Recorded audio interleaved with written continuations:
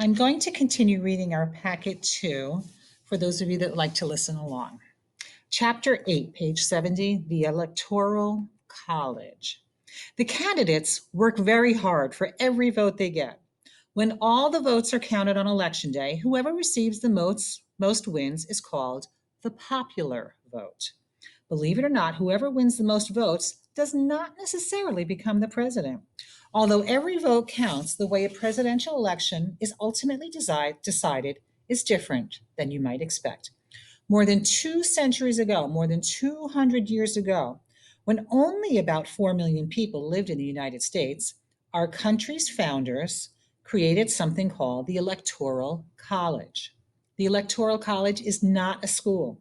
It isn't even a place. It's a group of people called electors who cast their vote for the president after the votes on election day come in.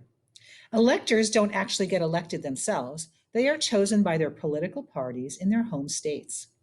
Each state gets a certain number of electors depending on how many members of Congress are from that state. California is the state with the most people living in it. It has 55 electoral votes. Wyoming, the state with the lowest population, has 3. Counting all 50 states, there are 538 electors. So a candidate must win a majority or 270 electoral votes to land the presidency. How do electors decide whom to vote for? It depends on who wins the popular vote in their states. If more people in Arizona vote for Donald Trump than any other candidate, which would be Joe Biden, then the state's 11 electors will cast all their votes for him.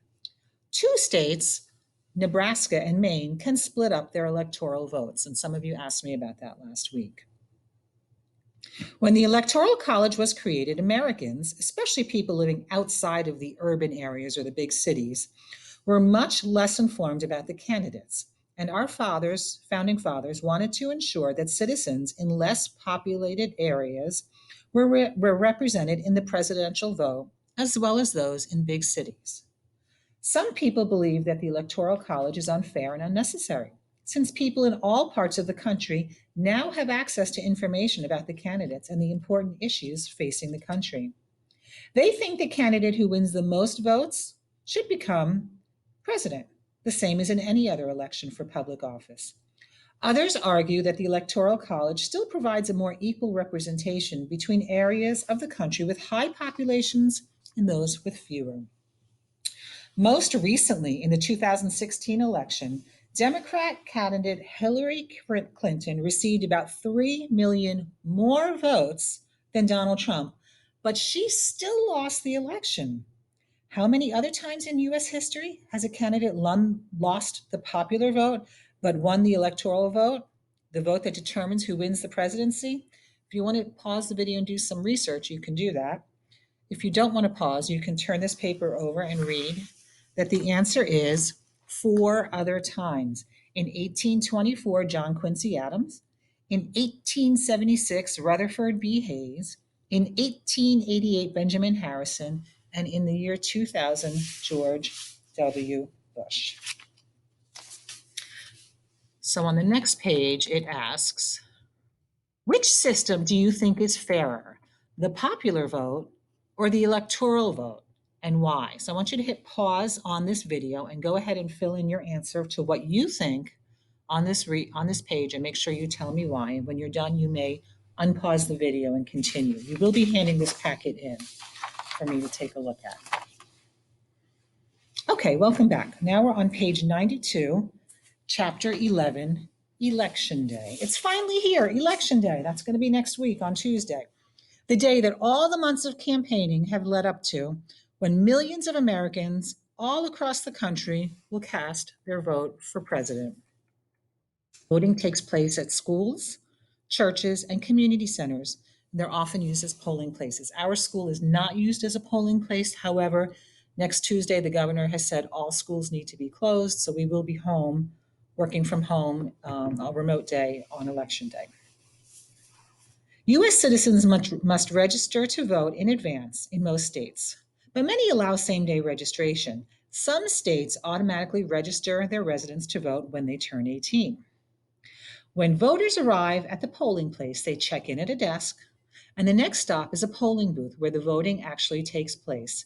Sometimes there are long lines for the booths, especially for presidential elections. And an interesting fun fact here on page 92 that future President Zachary Taylor didn't cast a ballot for himself because he never registered to vote, which is just crazy. When the booth is available, the voter goes inside. There are some people who don't decide who to vote for until this very moment. Only one adult voter is allowed in each booth so that no one can see who they vote for. Some states allow kids to accompany grown-ups into the voting booth. Does your state allow this? Ask your parent or guardian if you can come into the booth. Okay, on page 95, it says, go to a polling place with a grown-up. What was it like? Did you get a sticker? If so, what did it say? And normally, under normal circumstances, when COVID is not the case, you get stickers and children are allowed to go into the voting booth. I would imagine that this year you're not going to have the opportunity to do it. You can talk to your parents about it. Some parents may be going in person. Many of your parents may have already voted by mail-in ballot or drop-off ballots. So we'll see what happens this year, but you can talk to your parents about that. Talk to your parents and write down some information on here that they voted by mail-in or that they plan on going to the election booth. The second question on page 95, if you could vote in the 2020 election, who do you think you would choose and why? Did you always support the same person or did you change your mind about who you liked better after doing some reading and talking to your family? So pause the video and fill out the two questions on page 95. Again, no right or wrong answer, it's just your opinion. So pause the video. Okay, welcome back. What if a person can't get to their polling place on election day? Perhaps they're going to college in another state or serving in the military overseas, or they're just not well enough to leave their house. Maybe they're sick and not able to leave the house. Maybe they have a job and they can't get the day off of work. In cases like these, citizens may also send in absentee ballots. These are votes cast in advance that sometimes in some states are not counted until after election day.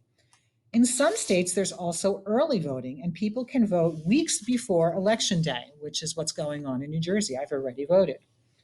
People can also mail in their ballots in certain states. Polls will begin to close in eastern United States at 6 o'clock at night. The final polls will close in Hawaii 7 hours later, and then all the votes are tallied.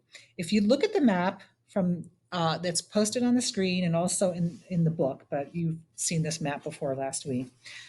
All the results are announced throughout election night, and you can color in the states red or blue depending on who is declared the winner.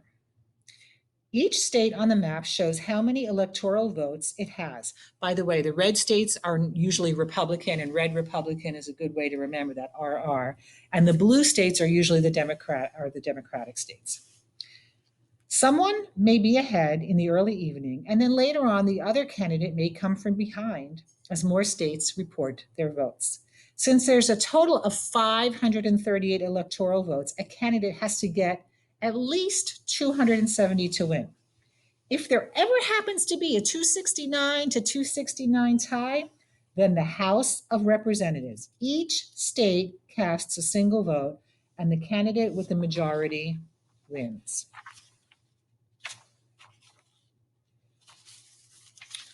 Too close to call, page 100. The vote in some states might be too close to call right away. In fact, it might take a few hours or even days if the vote is extremely close. In the year 2000, the election, Democrat Al Gore ran against Republican George W. Bush. It appeared that Gore had won the popular vote. The news networks declared him the winner at first, but then it looked like Bush jumped ahead.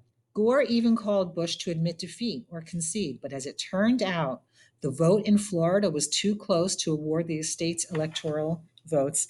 In several districts, people began recounting the ballots, and the winner in Florida was not declared until December 12th, when the U.S. Supreme Court ordered that the recounts be stopped. And at the end, just 537 votes, separated the two candidates. And Florida's 25 electoral votes went to Bush. So more than a month after Election Day, George W. Bush was declared the winner with 271 electoral votes versus Gore's 266, although Gore had still won the popular vote by more than 500,000. Page 102. On election nights, the candidates will gather at separate locations with their families, with their campaign staff and vice president running mates and supporters. They are hoping to celebrate victory, so the rooms are usually decorated with balloons and banners, but they have to prepare for a loss as well. The rooms are always full of nervous energy. Once the results are clear, the candidate who has lost the electoral vote will call the other candidate to admit defeat and congratulate their opponent. They will then make a concession speech to acknowledge their loss publicly. They will thank their staff who have worked tirelessly for them, as well as their family and supporters throughout the country. The winner, who is now called the president-elect, will give a speech. In 2008, Barack Obama gave his acceptance speech in Chicago's Grant Park. Over 240,000 people attended. Election day may have come and gone, but it is not the end of the process. We often compare elections to a contest or a race. But now that it is over, the real work begins. On January 20th, 2021, Inauguration Day, on the steps of the U.S. Capitol, the winner will be sworn into office as President of the United States. What kind of president will they be? Will they keep the promises made during the campaign? Will they work with Congress and with members of both parties? Will they make decisions that improve the lives of all U.S. citizens?